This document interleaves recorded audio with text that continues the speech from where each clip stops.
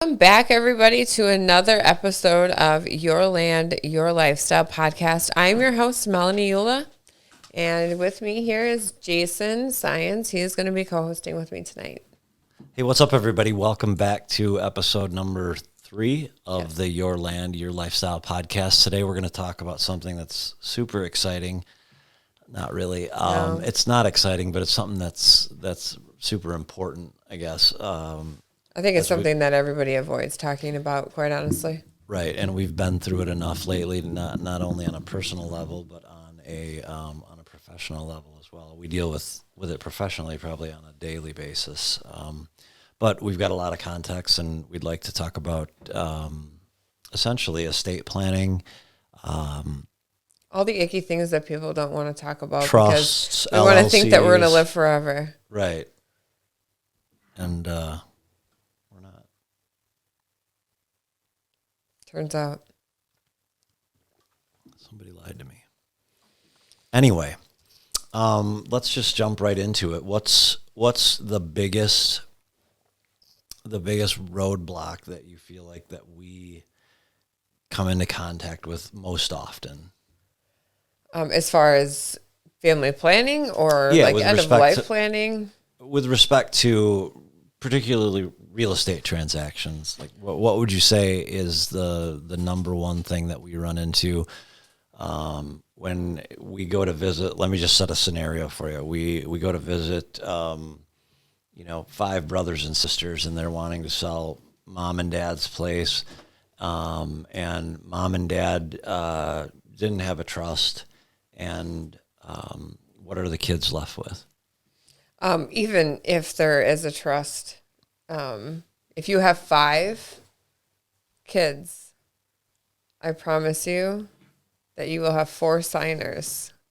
If you have 3 children, right, you will have 2 that agree, but you will always have 1 that does not agree. Always. And I think the biggest hurdle that we in real estate, our profession in general, that we have to deal with is wading through the icky family stuff. The stepbrother, the stepsister, the twice married in is the one that's the most greedy. I'd say for us, the easy part is not getting emotionally involved. The hard part is not getting emotionally involved. And from our standpoint, I think you can attest to this, we can see the problem. Unfortunately, we're not a psychologist. We're not we can't fix those problems. So I think the biggest hurdle that we face in general, overall with trust estates, any of that icky family stuff is people didn't plan. Here's the game. They never gave the rules. Right. No one was handed the instructions on how to cross the finish line. So you have this game, you have all these participants. Now we're going to throw a whole bunch of emotions in there. And now we're going to hope that everybody's going to hand in hand cross that finish line. It's not going to happen. There's a lot of stress. There's a lot of everything that goes on when it comes to what's left, right? Yeah. Definitely. No, people are thinking with their emotions, and not logical. And unfortunately, for us, the other part that I guess for me that I see is beautiful properties, beautiful homesteads. They're sitting empty for years, all because they can't agree, or they'll go to court and lose that property after 5 years and walk away with nothing but a completely demolished family. So if mom and dad, grandma, grandpa, whoever it is, you're responsible to keep your family together, right? That's what we want. We all want that. So in order to do that, you have to go through this process, and it's, if this happens to me, then this happens. It's if then, until there is no more if then. The rules need to be very clear. Very clear. So that's what I see. I see families just falling apart because mom and dad weren't ready. I think it's goes back to a short conversation we had with the kids the other night, that life is about contracts. Yeah. Regardless of whether you've signed a contract or not, when you have, a relationship, whether it be a friend or a loved one or a spouse, whatever the case may be, you've essentially entered into a contract and there's expectations. And if you don't talk about those expectations, whether it's on paper or verbally, generally speaking, people's hearts get hurt, and in a lot of cases, their pocketbook gets hurt even worse. Relationships are damaged to the point that they're never repaired.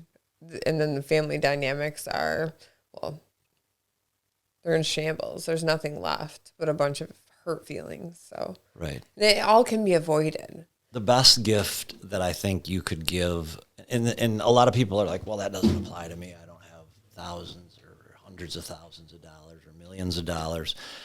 If you own real property, you've got a real problem. If you don't have something set up, and we can get into what we've seen with respect to wills versus trusts. Transfer on death. Yep. I think we found out that wills are a guide, and a general guide as to what the person who made the will wanted, and perhaps there's context that isn't known to maybe everyone in the family, but maybe this person knows, and maybe what was in that will for the last 10 years isn't applicable today. And in a will, they have the ability to sort of steer it how they felt or interpreted the words of the person who made the will to go. Absolutely. And that's not giving people license to just, mess with people's wills. I'm speaking purely in terms of what we've seen. Yeah. And what we've seen is folks say, at the time I know that that's what they intended. But now 8 years later, I know after conversations about this topic or that topic or whatever the case may be, their mind has changed, but it didn't occur to them to go ahead and redo the will so that it was clear in the will. Another situation that we came across very recently was there's a trust and then there's an estate. And those two, as much as the participants in this, they want to look at it like they're one thing. The problem is there's 5 people in the estate, 4 people in the trust. So now what they're facing right now is they're pulling funds from one to pay for the other, when that is not what was meant to happen. So now when this all is said and done, and there's no money left in this one because it was paying for this one, which they're 2 separate entities, right?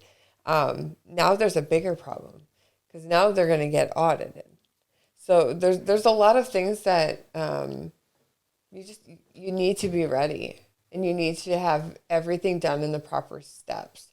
Otherwise, you fall in a situation where you have contradicting, right? Right. In the case that you're talking about, testament, or right. In the case that you're talking about, you've got really unforeseen circumstances where when this trust was made, it was great. It was perfect. It was the way it was supposed to be. Squeaky clean. It was squeaky clean. Yep. And then, remove 20 years or move 20 years ahead, mm-hmm. and, maybe families changed. Maybe some of the dynamics have changed. Maybe some of the people that were in that will or trust aren't with us anymore. And that can pose a real problem. Right, because where does that, whatever that deceased recipient, like, what happens to their share? Well, a lot of people are like, well, they're out. Well, no, they're not technically out. They also, if they had a plan, anything that is due to them is now due to whoever is payable as to Right. their will. So there's a So, lot yeah, of layers. It's an onion with a lot of layers. it's a good point though. Like even if you don't have anything, but you stand to possibly gain something. Absolutely. And you know that you're going to be mentioned in someone's estate or whatever, whatever mechanism. Given the golden badge of executor of state, right, or you're going to have something to protect, and so it's something that you want to protect. absolutely. And the only way to accomplish that is to visit with an estate planner, an attorney, and give them your situation, and they'll tell you what the best thing to do is. And from everything that we've seen, if you had to pick today, what would you pick? How would you protect your family? Absolutely having a plan. I need a last will. I need everything that I want laid out black and white. Like from my funeral to whoever gets what, who's responsible for this. It's just getting ahead of it. It's kind of like the conversations that you have about your children, right? Nobody wants to think about their child passing away. But what if that happens? It's always this if and then, right? And as much as you don't want to, well, the smartest time to go and get life insurance for your child is when they're a baby. Right. When they're a baby, it doesn't cost any. It's pennies. A lot of people are like, well, I just don't want to think about that. Well, that's great. None of us do, but it's real life. And the problem is it doesn't affect you personally. It affects every single person, though, that is even close to you throughout your entire life. You're protecting them. So care about them enough to make sure that they have the direction on how to, I guess, get rid of all of the past for you and close all those doors and be done the right way. With dignity. Right. And know that you're leaving this world with some pretty clear directions for the people that are going to. Your kids can still sit down and have a beer together and watch a football game. Right? Or that, yeah. Anyway, we could beat that dead horse all day long. Excuse me. What's the other complication? So the first complication that we have is oftentimes there aren't set rules. There's not a will. There's not a trust. There's not an LLC. There's nothing. So that's why I think we would both agree that from just an individual standpoint or a husband-wife standpoint or domestic partners, whatever the case may be, you're best served, regardless of what we say, you're best served going to see an estate planning attorney and get their 2 cents on what you should do and how you should go about doing it. Mm-hmm. So I think with respect to a family situation, a trust, as far as I'm concerned, I don't know about you, but a trust would be, in my opinion, the best mechanism or vehicle to get to where you want to go. Absolutely. Yep. Would you agree? Absolutely. So when we deal with someone with an LLC, we represent a lot of hunting land, and oftentimes there's partners, and they decide to get an LLC and call it Two Guys Hunting Land LLC, and they have inside of that LLC is the articles of incorporation and the operating agreement, and the operating agreement is kind of your instructions to how to play the game. Right. The if and then. Mm-hmm.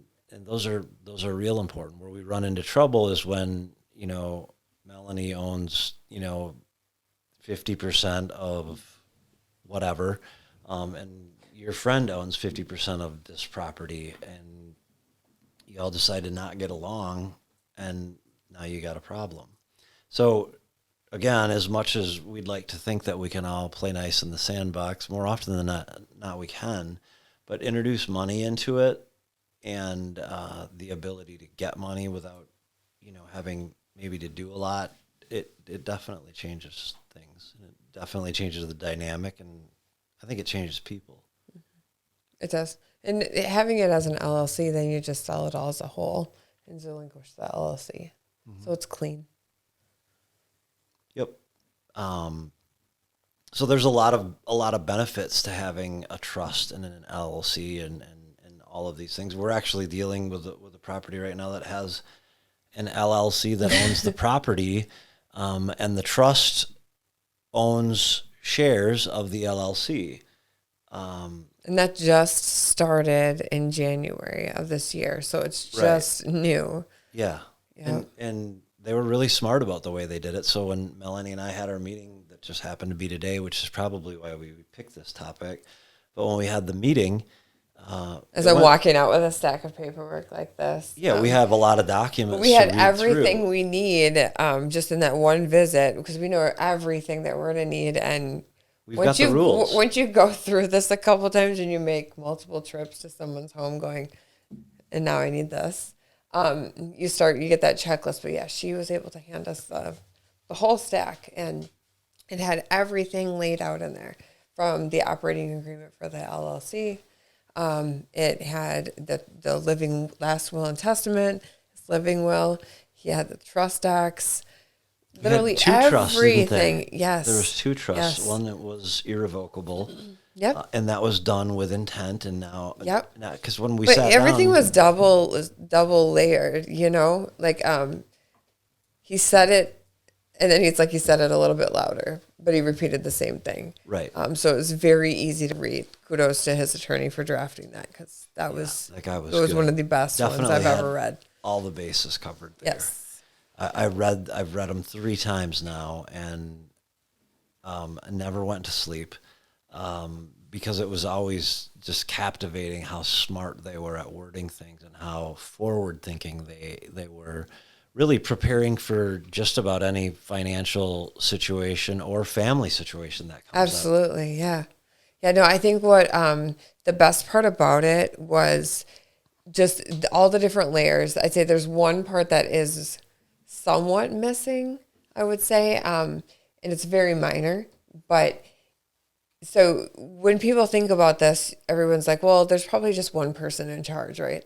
They're in charge, and they can kind of tell everybody what goes on, and they disperse the things, and that's it. And really what it is, it's more of you have the beneficiary of the life insurance. This so happens to be one person. And now you have a LLC, and there's 2 members. So one is deceased and the other one is still remaining. So now that we have a member for that, which is different from that beneficiary of the life insurance, right? So now you got this player in the game. Now you have this player in the game. And then you have the trust. And so now we have the executor of the trust, and then we have the trustee. Well, the executor is deceased, so now the trustee. So now we have a trustee, we have an operating member, and we have a beneficiary of a life insurance. So in this, it just keeps going. So when you were thinking about this as a whole, right, we're talking multiple people, even though it seems really simple, it's not. So now the beneficiary of the life insurance is living in the home. So does the trustee or the operating member pay for the utilities? And it just keeps going, right? So it gets a little muddy because let's go back to a situation that you sort of referred to earlier, and that was where one entity owned the property and another entity owned, we'll call it, one entity owned the real property, so dirt and trees and yep, improvements and all that stuff, and the other entity owned personal property. So what you had there was a situation where the dynamic had changed, and the way it was set up would have worked perfectly had, one of the people been alive, but they weren't. And although it wasn't intended, the result was that the husband of the deceased was able to get his name on the deed and get it somehow transferred out of the trust and into, these 5 people's names. Mm-hmm. And that's where it gets muddy, because everyone was told, this was going to be, part of the trust. And now it's not the trust, but... Well, the trust balance is delinquishing funds to pay for the real property, to heat it, for the electricity, right, for but taxes. The trust doesn't own it. Correct. So they've now crossed 2 different entities, and if they were to get audited, well, they're going to have to stand there literally getting caught with your... Right. Yeah. So I know we sell real estate, and, some people would think, why in the world are they talking about trust? And we end up on the listing side of things more often than not. And more often. That generally means that, especially in rural properties, you're going to run into situations like this. So we just thought it was important to talk about this and to talk about the things that we've encountered. And maybe not everything that we say is, in terms of the way things have gone for people, should have been the exact outcome based on the law. I don't know. I think it's so common, though. I don't know how much people talk about it. You just know that a lot of people have a lot of family issues, right? Right. And it usually starts from something explosive or something very heartbreaking, right? Because emotions get involved and people don't logically think anymore. Right. And there's always one person, wouldn't you agree, that they feel, I did so much more than everybody else. I deserve more. That person was probably given the most out of all of them. At the end of the day, I think everybody needs to, my biggest message is, remember that your parents were just humans too, and your grandparents, and they were just trying to figure it out. They made mistakes. They weren't perfect. They didn't get an instruction manual on how to get through this, right? And the other thing is, if you do have that trust or all of that set up, if you did that 20 years ago, it probably doesn't apply to today. So You're not doing anyone a favor by continuing on with it. Make sure that it reflects your life today. Make sure that there hasn't been a divorce in the family and you have an ex, daughter-in-law that's going to come in and end up owning half of your estate. These things happen. And it's really because they're like, oh, no, but I drafted that, 30 years ago, where everything's taken care of. Well, fine-tooth comb, always. Here's the thing. Always. Too many people, I think, operate under the premise that this won't happen to me. Yeah. And for as many times as we've come into contact with it, it happens a lot, if not all the time, somewhere north of 70% of the time. If you haven't, or if you don't run into this, consider yourself lucky. It's kind of like winning the lottery. I would say you probably just haven't listed enough properties. Or you don't, or you don't have a lot of family. Right. But yeah, no, it is. It's a hard thing to get through. It is. And again, I know that we're a real estate company and we're all about selling real estate, but as long as we're at it, we just thought, well, why not educate people with our observations, and maybe we can prevent someone from going through the pain. Where's the world's shortfalls in real estate? I think this is a huge one. Yeah. And I think it's just a lack of education, don't you? Here's the thing. As we are touring houses, you have the old Victorians and they have these grand entrances and they have huge dining rooms, right? You have farmhouses. What's consistent with them? They have huge dining rooms. With tables. Now you walk through a home and you're lucky if you have enough room for a crock pot and a 2-seated pub table. Are we gonna segue into decluttering? No. No. What I'm saying is houses aren't being built anymore Right. for a dining room. And what does a dining room offer families? A place to sit down and talk. Right. People don't talk anymore. Everyone stares at their phone. So these conversations aren't happening. Kids are innocently uneducated about real life situations. And I see a huge wave of parents wanting to protect their kids. And they think that's by keeping them from all of the real life ickiness that's out there, like death and all of those hard topics. Sheltering them and protecting them are two different things. They need to come out into this world. Like, we're not going to be here forever to protect them. We're not. They need to know these things. They need to know how to protect themselves. They need to know how to protect their children when they have them. And it's nothing more than planning. We plan for everything else. We'll stick how much planning into a wedding, but nobody wants to plan for something like, thank you. And What happens after you pass? What happens to my family? That is just as important, if not more important, than that wedding day that you spent 3 years, 2 years, whatever it is, and all the thousands of dollars on. So when we talk about this, it's just as important as a wedding is. So do it. It's cheaper, I promise. Way cheaper. Way cheaper. So the bottom line is, go see an estate planning attorney. They know what they're doing. Just have a conversation. They're free. Call us. We can have a conversation about it. For sure. If you just want, just a little information on it, just to feel comfortable. I know there's a lot of people that are intimidated with, well, I'm not calling an attorney or someone like that. So if you want to have a conversation about it, just talk to us. There's lots of ways to go about it. But just being comfortable having those conversations is really important. So. Hey, real quick, I'm going to throw something at you that you're not expecting. Can I have a drink quick? Yeah.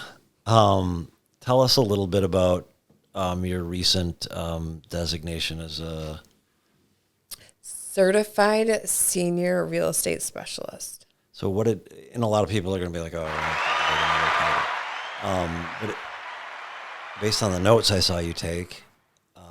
Oh, you found them all? Did you read them? No, not all of them. But based on the notes you took, it looked like there was a lot of good information.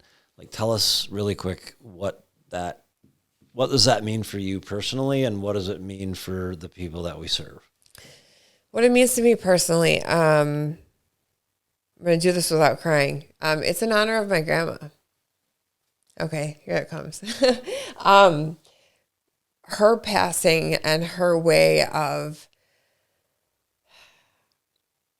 finding the good and the beauty in everything. And when I say everything, I mean funerals. The one thing that I don't like and I'm not comfortable with. I don't like death. I know that's a big statement, but I don't like the energy that death brings into a room. I would rather be out in nature, just being able to breathe than in a stuffy church filled with crying people. So fair to say I like comedy movies.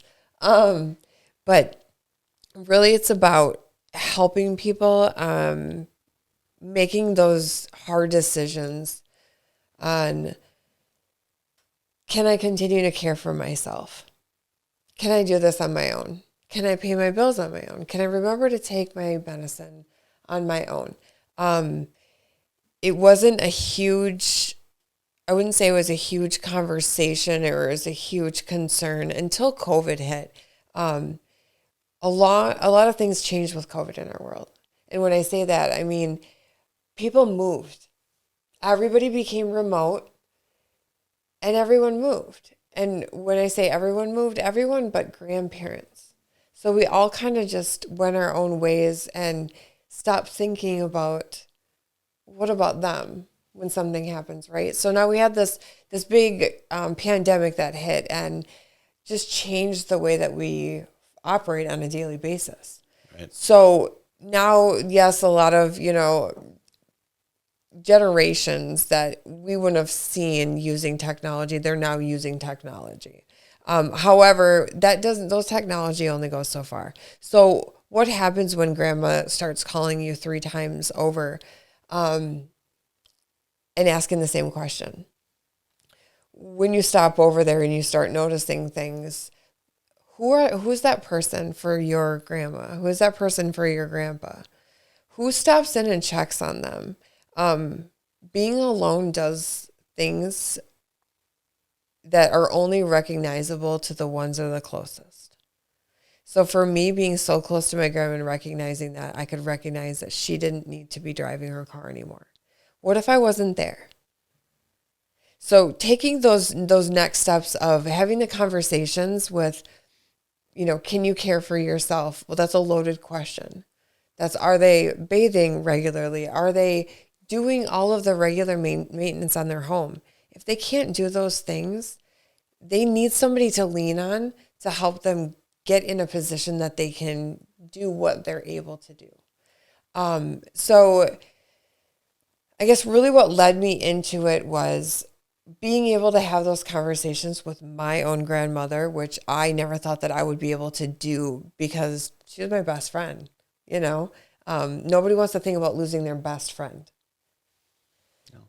But when you know that they're not okay anymore and they start hanging up the phone in between conversations and topics, somebody needs to be able to have that conversation.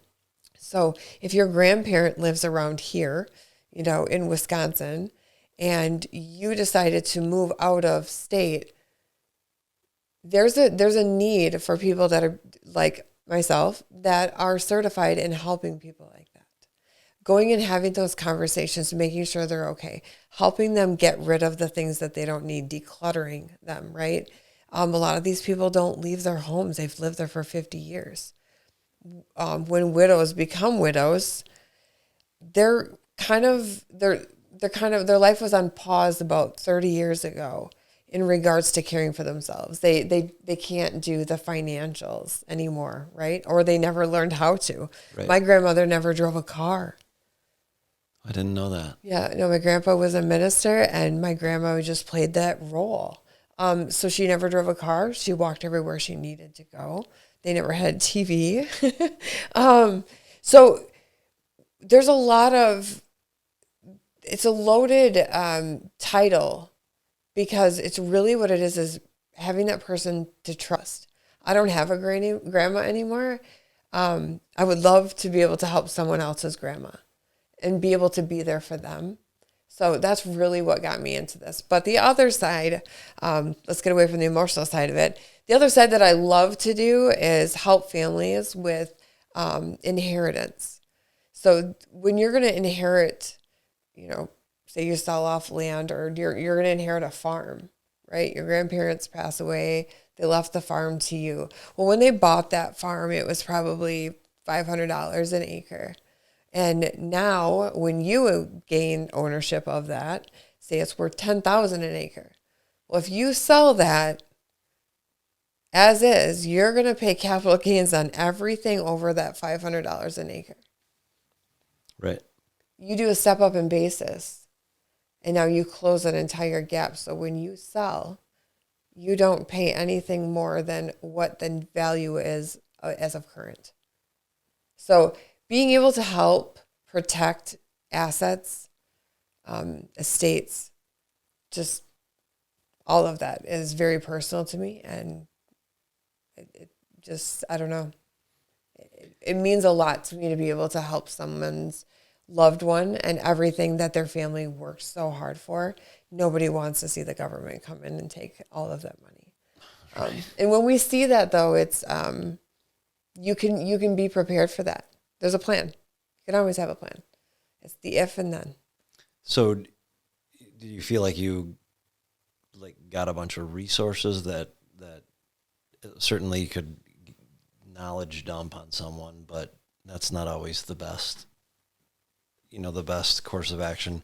Do you feel like you got some resources, like some good resources to point people in the right direction? Or is there From taking the course, you mean? Yeah, in terms of taking the course, is there an aspect of the course that surprised you that you didn't know that you didn't know? No, unfortunately, I'm a subject expert. So I learned all of that by surprise prior to doing that, Sure. or prior to studying for my designation. So It definitely got my wheels spinning in terms of just looking at your notes and looking at all. I think love language was an interesting one, though, as to who uses a computer, which generations use computers, which ones will use a tablet, which ones prefer a tablet over a phone, and it was that was interesting to see. So and honestly, that people in their 90s, they use technology, but it's for email and it's a desktop, and they don't want a tablet. So it was interesting to see how much technology has really, to the extent they've embraced it. I think because of the pandemic, that was the only way that they could stay in contact with their family. So it really forced them to do the things that I'm never going on the internet. I'm never going to get on Facebook. I was one of those. Anything else that you want to cover? We could be here all day, but no, we'd save that for another time. It's late. All right. Well, I think that's about all we've got for today. We don't know what next week's topic's going to be, but there'll be one. And don't forget that if you have something that you'd like us to talk about, or you'd like us to maybe explore and then talk about, don't hesitate to email either one of us. It's either Jason or Melanie, and then it's just at landandlifestyleproperties.com. I have one request. We can dive dirty into the commission topic that's all over the news. I think that'd be a fun one. Yeah, it's not something that I'm afraid We'll grab to talk 2 about. bottles for that one, maybe. Yeah, that might be helpful. But yeah, that's a long show, and it's certainly a hot topic out there. I would love to have some guests in, though, to talk about that and just healthy debate. Yeah, let's just yank a couple people off the street. Yeah, I mean, why not? Yeah. Okay. I think that'd be fun. Deal. All right. Well, it may not be next time, but it'll be sometime. It's happening. So I think that's about all we've got. Till next time. All right. We're out. Thanks, guys.